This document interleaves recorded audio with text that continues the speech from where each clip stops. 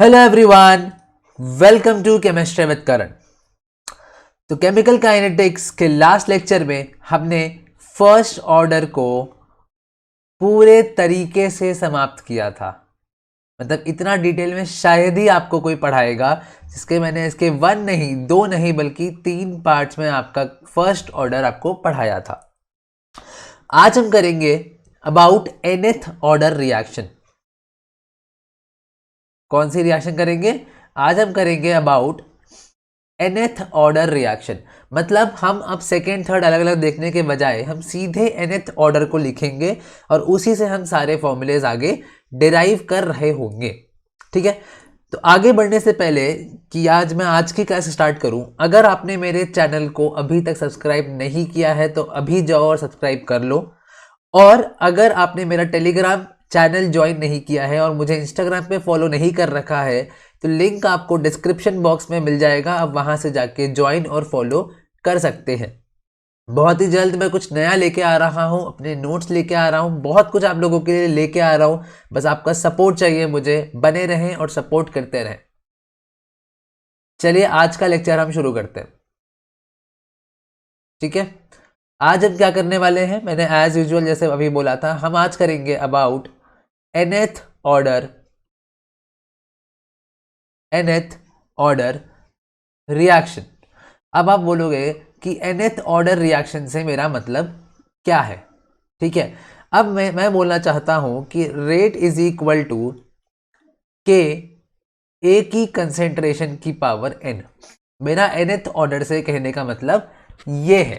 तो अगर आप इसका डिफरेंशियल रेट लॉ लिखेंगे, minus D A by D T is equal to K A की कॉन्सेंट्रेशन की पावर n। अब आप इसको इंटीग्रेट करना और आपको इसका इंटीग्रेटेड रेट लॉ मिलेगा। मैं सीधे सीधे लिख देता हूं, जो कि आएगा ए टी की power 1 minus N is equals to A not की power 1 minus N plus N minus 1 into nu into K into T. A T to the power 1 minus N is equal to A not to the power 1 minus N plus N minus 1 nu into K into T. समझ में आ रही है ये चीज? जहां पे ए T क्या है, जहां पे ए टी क्या है, जहां पे ए टी क्या है, ए टी है concentration left at time T, at time T. ठीक है, उसके बाद ए नॉट तो इनिशियल कॉन्सेंट्रेशन था, एन क्या है, order of reaction, order of reaction. अच्छा, न्यू क्या है, स्टोशियोमेट्री ऑफ रिएक्टेंट। न्यू क्या है, स्टोशियोमेट्री या स्टोकियोमेट्री ऑफ रिएक्टेंट। ठीक है, स्टोशियोमेट्री ऑफ रिएक्टेंट। टाइम क्या है, टी क्या है, टाइम जो हमें रिएक्शन के लिए लगा। ठीक है, अब बेटा बस यहाँ पे एक बहुत इंपॉर्टेंट सी बात आपको नोट करनी पड़ेगी, आपको बहुत एक इंपॉर्टेंट बात नोट करनी पड़ेगी। नोट, और यहाँ पे स्टार लगा लो, यहाँ पे वेरी इंपॉर्टेंट लिख लो। उस नोट को मैं क्या बोलूँगा, उस नोट को मैं कुछ इस तरीके से बोलूँगा कि मैंने इस इक्वेशन को माना इक्वेशन नंबर 1। याद रखना, equation 1 is not valid for n is equal to 1, that is first order reaction।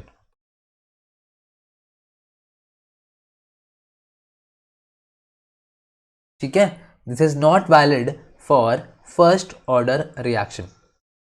ठीक है, अच्छा हमने अब रेट कांस्टेंट कैसे डिफाइन किया था, हमने रेट कांस्टेंट कैसे लिखा था, how did we write rate constant? अगर आपको मेरा लेक्चर नंबर 2 आई गेस था, याद हो, तो मैंने रेट कांस्टेंट की यूनिट बताई थी, वो था मोल पर लीटर की power 1 minus N second inverse. Mole per litre, that is molarity की power 1 minus N second inverse. ठीक है, दिस इज फॉर्मूला और the unit for rate constant of a nth order reaction. Clear है? आगे बढ़े, बिल्कुल बढ़ते हैं। अब हमारा बच रहा था सेकेंड ऑर्डर रिएक्शन, ठीक है भाई। तो हमारे पास फॉर्मूला क्या आया, हमारे पास फॉर्मूला आया A T to the power 1 minus N is equal to A not to the power 1 minus N plus N minus 1 into nu into K into T. अब मैं अगर यहाँ पे लिखूँ for n is equals to 2, that is second order reaction, that is second order reaction। मैं इसको अगर solve करने बैठता हूँ तो आपके पास आ जाएगा ए टी की power -1 is equal to A not की power -1 plus nu into K into T. Clear है? तो फाइनली फॉर्मूला क्या बन गया हमारा, 1/AT is equal to 1/A0 plus nu into K into T. This is the formula for integrated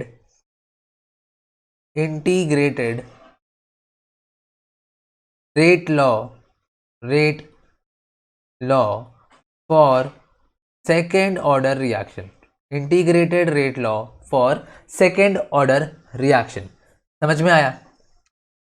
अब हम एक कॉन्सेप्ट करेंगे, half life of nth order reaction. क्या कॉन्सेप्ट करने वाले हैं?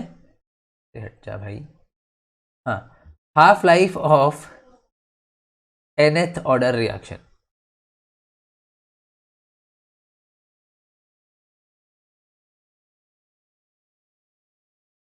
तो उसके लिए भी मैं आपको एक बहुत सिंपल सा फॉर्मूला बता देता हूँ। सिंपल तो नहीं है फॉर्मूला, सिंपल नहीं है बट आप बार बार लिखोगे तो याद हो जाएगा। T half is equal to 2 to the power n minus 1 upon n minus 1 into nu into K into A not की पावर n minus 1। हाँ मुझे पता है इजी नहीं है, लेकिन इसको आप बार बार पढ़ोगे, बार बार लिखोगे, बार बार बोलोगे तो आपको याद हो जाएगा। T half is equal to, मेरे साथ रिपीट करो एक बार, 2 की power n minus 1 divided by n minus 1 into nu into K into A not की पावर n minus 1। तो बच्चा हमने यहाँ से क्या कंक्लूजन निकाले, कंक्लूजन हमने ये निकाला कि जो हमारा टी हाफ होता है दैट इज इनवर्सली प्रोपोर्शनल या inversely related to A not, that is initial concentration की power n minus 1। This is very very very important. आपके ऑर्डर वाले क्वेश्चन आधे इसी से सॉल्व हो जाएंगे। आपको इतना याद रखना है, T half is inversely proportional to A not की पावर n minus 1। फिर से बोलो क्या याद रखना है, T half is inversely proportional to A not की power n minus 1, where A not क्या है, इनिशियल कॉन्सेंट्रेशन, और n क्या है आपका ऑर्डर ऑफ रिएक्शन। क्लियर है? अब मैं यहीं से सारी चीजें डिराइव करूंगा, करने वाला हूं। Not valid for first order reaction. यार इसको कर सकते हो आप, इसको आप कर सकते हो, आपको समझ में आ जाएगा। दैट्स वैलिड, तो आप कर सकते हो। ठीक है, चलते हैं भाई।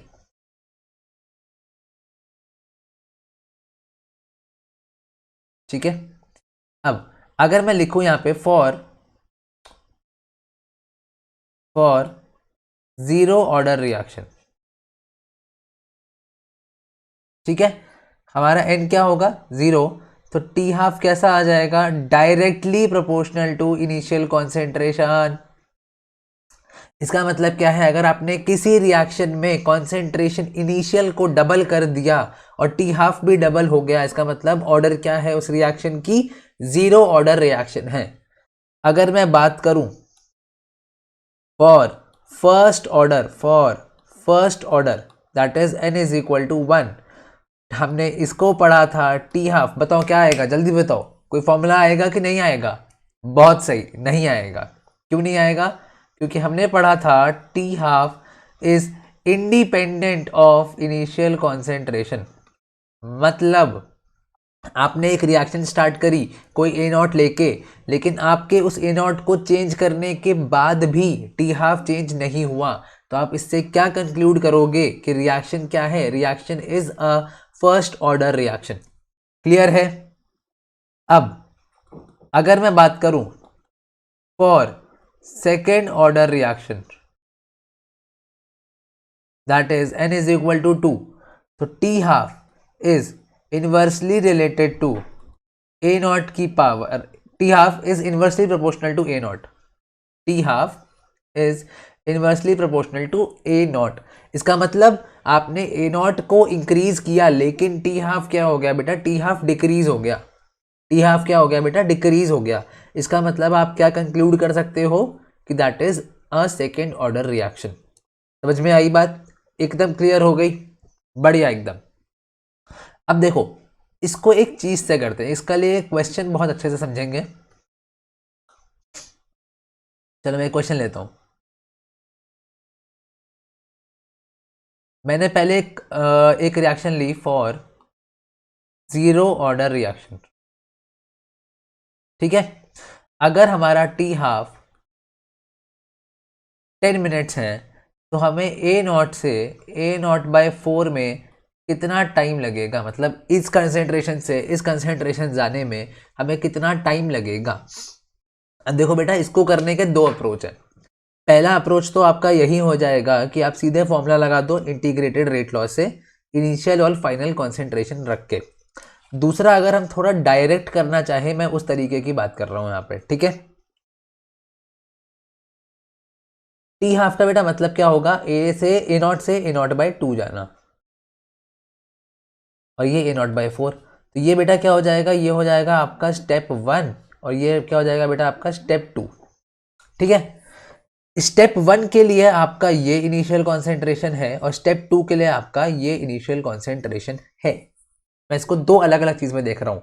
ए नॉट से ए नॉट बाय 4 जाने के बजाय मैंने बोला कि मैं पहले आधा चलता हूं फिर अगले स्टेप का आधा चलता हूं, ठीक है। अब अगर हमें पता है, हमने रिएक्शन देखा जीरो ऑर्डर, हमें पता है कि for zero order T half is directly proportional to A naught. हमें पता है कि यहाँ पे हमारी कॉन्सेंट्रेशन जो है वो हाफ हो चुकी है। कॉन्सेंट्रेशन बेटा हाफ हो चुकी है, और अगर कॉन्सेंट्रेशन हाफ हो गई है इनिशियल कॉन्सेंट्रेशन अगले स्टेप के लिए, तो उसमें लगने वाला टाइम भी हाफ हो जाएगा। तो पहले में 10 लग रहा था तो दूसरे में कितना लगेगा? 5 लगेगा।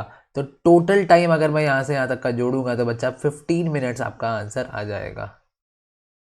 क्या आ जाएगा? 15 मिनट आंसर आ जाएगा। अच्छा अब मैं सारी चीज़ें सेम रखता हूँ, ये 1 था क्वेश्चन नंबर, मैं सारी चीज़ें सेम रखता हूँ लेकिन मैंने क्या करा? हमने बोल दिया कि it's a first order reaction, first order reaction, ठीक है। It's a first order reaction. T half फिर से क्या हो जाएगा? 10 मिनट्स हो जाएगा, ठीक है। अब ए नॉट से जाने में, ए नॉट बाय 4 जाने में कितना टाइम आपको लगेगा? तो देखो बच्चा हमने बोला ए नॉट से ए नॉट बाय 2 और ए नॉट बाय 4। हमें पता है कि इट्स इंडिपेंडेंट। अगर यहाँ पे भी 10 है तो बेटा यहाँ पे भी 10 होगा, दैट मीन्स यहाँ पे आंसर आ जाएगा 20, ठीक है। अगर हम बात करें यार यहीं पे सेकेंड ऑर्डर रिएक्शन की, अगर मैं यहीं पे ले लूं फॉर सेकेंड ऑर्डर रिएक्शन, हमें पता है क्वेश्चन पूरा पूरा सेम है। हमें क्वेश्चन दिया गया है ए नॉट से ए नॉट बाय 4। मैंने फिर से इसको दो स्टेप में डिवाइड कर दिया, ए नॉट से ए नॉट बाय 2 और ए नॉट बाय 4। यहाँ पे लग रहा था 10 मिनट। अगर हमें कॉन्सेंट्रेशन हाफ हो गई हमें सेकेंड ऑर्डर के लिए पता है कि T half is inversely related to A naught. अगर सेकेंड स्टेप में कॉन्सेंट्रेशन हाफ हो गई तो बेटा टी हाफ क्या हो जाएगा? डबल हो जाएगा। तो इस स्टेप के लिए कितना लगेगा? 20 लगेगा। मतलब टोटल कितना टाइम आ गया? 30 मिनट्स आ गया। आई होप आपको मेरा ये लेक्चर आज का समझ में आया होगा, पसंद आया होगा। अपने क्वेरीज, कमेंट्स, फीडबैक्स ज़रूर दीजिए मुझे। सपोर्ट करते रहें, बने रहें on chemistry with Karan. Thank you so much.